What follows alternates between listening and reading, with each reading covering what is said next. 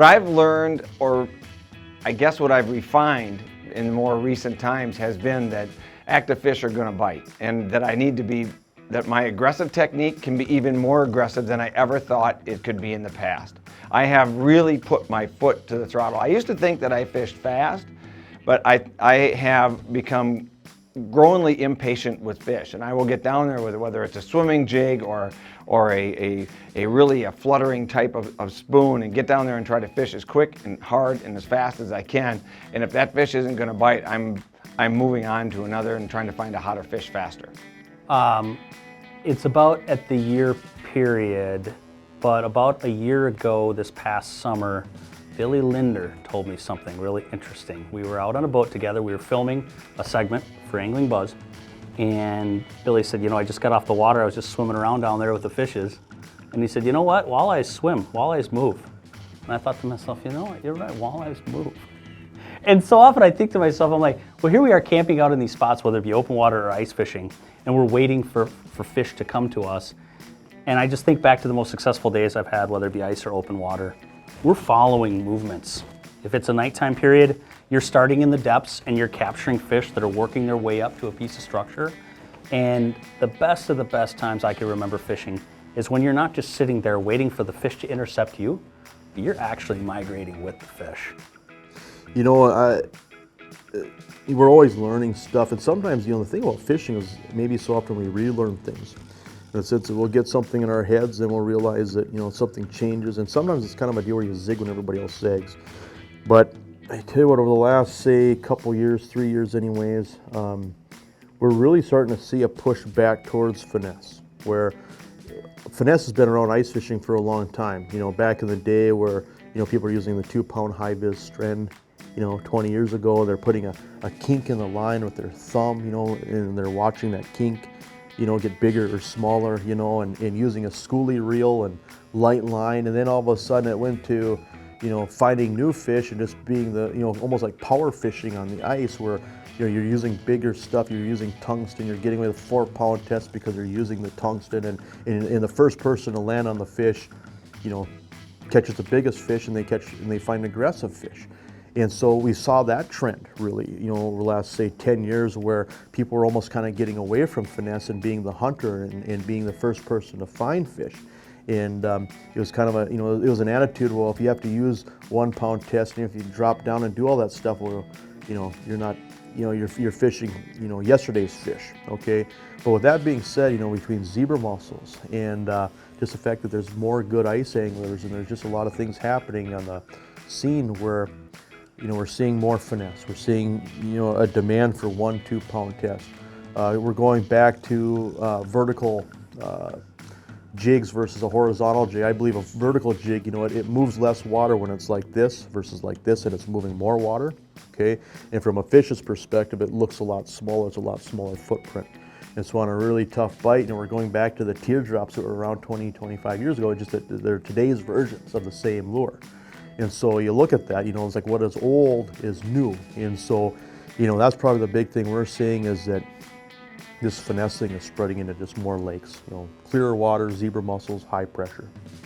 What's really helped a lot is the electric augers. I think that's one of the biggest things that now my daughters, for example, both have their own auger. They feel much more part of the fishing team when we're out there on the ice, because they can drill their own holes. You know, I never even gave it a thought before that, you know, the guys had the power auger and they're drilling holes, and all of a sudden I'm in a good hole. I'm done drilling holes, I'm fishing. You know, so they're out running around trying to find this good hole. You know, now they got their own auger, and they're cutting your angle off. And probably the biggest difference in tournament fishing to fishing guiding is like a cordless drill is probably, like in the competition, cordless drill is the best friend. Like, they can drill and move and keep everything with them with one hand each. They can drill, check, and drop the drill and fish a hole if the school is there. So they won't even fish if they're checking. So their mobility with the cordless drill is probably what hurt us. So yeah, I brought I forget which auger, the 40 up to Metagoshi, which was great. But if I stopped to drill off a few holes, by the time I turn around, it's 15-foot rule, my hole is taken. Like they're not being nice about it. Like they don't have to. An open hole's an open hole. That's the rule. So if my partner doesn't work with me to keep them off them holes, they can take them, and then I'm back to going back and getting my drill and trying again. Whereas they just drill a hole and fish it. So they're drilling it, fishing it quick, and making a new hole. They're not making extra holes for anybody. And the guys who are mobile are the ones staying on those schools the best. So the cordless drill is a huge deal right now for that kind of fishing. It's kind of a sad one, but again, back to the conservation is that I kind of thought everyone was on the same program with, hey, we're putting big fish back, especially when it came to panfish. And the last year I've discovered that we're not. I found out there's a crew of guys that go to 5 fish bluegill lakes and they hit as many as they can. And surprisingly, this is legal. Shouldn't be, but if they hit 4 bluegill lakes in a day that are 5 fish limit, they can have 20 of them. Wrong. It's so wrong, but it's so legal.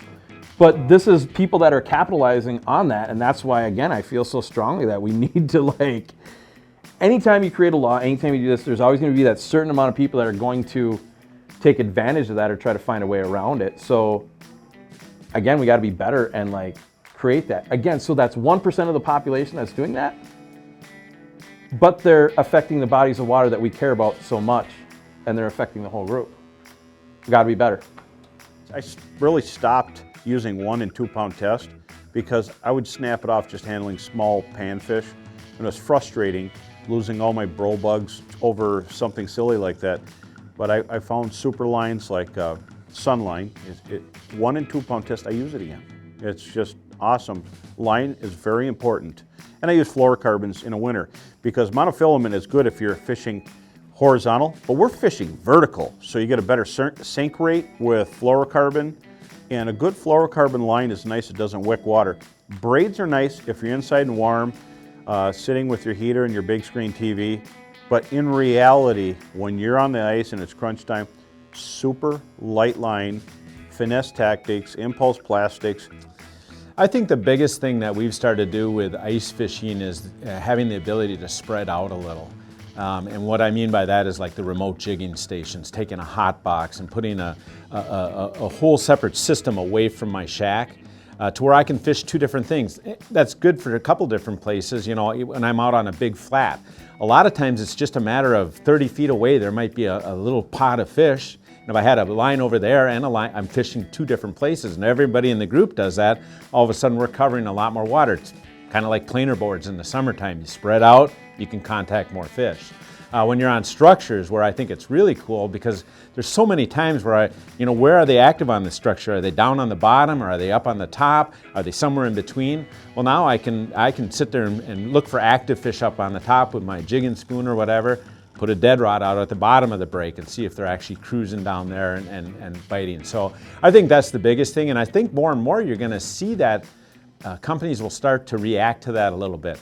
I know, for example, Lowrance is now, they've got units now that are going to start to network back to 1 unit. So I can sit in my shack and have a unit out on that hole, but see it on a nice screen, a quarter of my screen in the shack. So I can watch my hole, I can watch this one. If I'm in Wisconsin, I can fish a couple holes. I can watch all of those on 1 screen in my shack. It's going to take a little reaction, though. We're going to need better batteries in the houses. We're going to need, obviously these networking units and things like that. But I think that more and more you'll see that remote station kind of a thing. For many years we really relied on narrow beam transducers to kind of let us know when there were fish beneath us, how they were responding, and how did they respond to our bait and things. What we've never had is a wider view of what's beneath us, and Garmin Panoptix now allows us to watch in 50 feet of water. We're looking at about 25 to 50 feet underneath the hole. And so we're seeing a lot more of these fish that the narrow beam transducers had never seen before. And I've learned so many things about fish movement. On the Flats MLX one morning using Live View Forward in Panoptix, I watched every walleye that morning swim from left to right along the base of the flat, and later that afternoon they all came back the exact opposite direction. Never knew or even considered as a possibility. And so I think the real frontier right now is with this wider vision at this new technology is allowing us to have is we're getting rejected a lot more than we realize. A fish that's swimming 5, 10, 15, 20 feet from the bait is rejecting us. So how do we trigger those fish to actually come to the hole? So really I've learned more about fish behavior through this technology. I mean, fish are a lot more active. I always thought that the line moved up real slow and they kind of grabbed it, but I've seen on Panoptix these fish are swimming quickly, they react, they bolt a lot of times with aggressive jig strokes. And really, the more you see, the more you learn. Well, definitely, I will say the biggest thing that I've learned in the last year that has had a profound, dramatic effect on ice fishing is I got to fish with a friend of mine who had purchased some of the latest technology, the Panoptix, and it allows you to really reach out and see 200, 300, 400 feet beneath the surface of the ice, what's actually out there, from your hole being drilled, from your lure being dropped, to actually catching fish. And it was incredible. But it's also a very, very scary sort of technology, because this sort of technology, boy, it's if you're looking into hunting down fish, it is a very, very efficient, effective way to find schools of fish. It is scary, I'm telling you. Like, if everyone had it, you know, the schools of fish would simply be really, really hard to get on. That's how good the new technology is. So that, you know, remember when the Vexilar came out? Remember when the first flashers came out? And everyone was blown away. Oh my goodness, these are all suspended fish. I never knew, you know, I never knew this was going on. I remember that 25 years ago or whatever. It was, the flasher was the greatest thing in the world. Well, now you've got the flasher that can see all the way underneath the ice, 300 feet this way and that way, you just spin it. And so yeah, that has been the biggest single thing in me that has just really changed the way I fish, because now you can basically spin and look for the school instead of having to pepper the area with holes searching vertically. You just spin it and find the school and attack. So it's definitely a game changer. There's a unit out right now, it's been out now a couple of years, the Helix 7, which gives me a flasher on one side, gives me a 2D graph on the other side on a split screen. I can compare the both and I can look at them, but the cool part about a color graph, which I have learned to use better in the winter, is it can actually show the bait and the cadence that I'm actually working on. So if a fish comes off the bottom or comes into the zone, a strike zone, and it backs off because I was doing something different with the bait, I can actually change the cadence, I can change the bait, and it'll help me to catch that fish or a fish. Now, one thing that I found out by using a hot box, which keeps that hole open, and a snare rod with a sonar, is as compared to a tip-up, okay, is when you have the sonar on that hole, the first thing that you'll find out is how often fish come and look at it but don't bite. It's non-stop, just like your jigging rod. In fact, there's as many fish that come to those dead sticks as what come to your jigging rod. And the one thing that that system allows me to do is to quick run out there, which breaks my day up, makes it much more exciting. And I get to try to tease that fish into biting with a jig stick in my hand. And it's increased catch rate tremendously, but it's also made the time pass, and it gives you more activity. I used to do a lot of fishing where, especially when it was a cold front, for example, where I'd just go smaller and smaller and smaller and smaller. Now I've upsized some of those baits and I've gone to some spoons. So getting some of these negative fish to react to larger type of presentations, like panfish to react to spoons, or even small ripping wraps or slab wraps, and actually going the other way.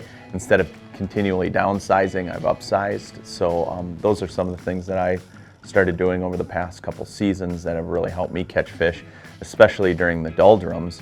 But it's paying attention to those details, making sure that your presentation's not spinning down there, adding a swivel, making sure that you have the right species of line if you're out hole hopping or ice trolling, making sure that you know you're having that. I like using a like a monofilament line with a fluorocarbon leader, but I want to make sure I have a swivel on there so I don't have the line twist issues. A couple other things that I do is making sure if I'm using small tungsten jigs with plastics that I'm using, you know, 2-pound test coupled with the right rod with the right reel, and just having all that in order.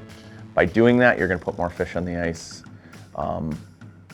I've learned too, those small details make a difference, especially during the doldrums and the tough times of the season, like those mid-range times when the fishing's tough. Rather than catching 1 or 2 fish or no fish, to catching and actually going out and having a good quality day on the ice, and it's those small details that made the biggest difference.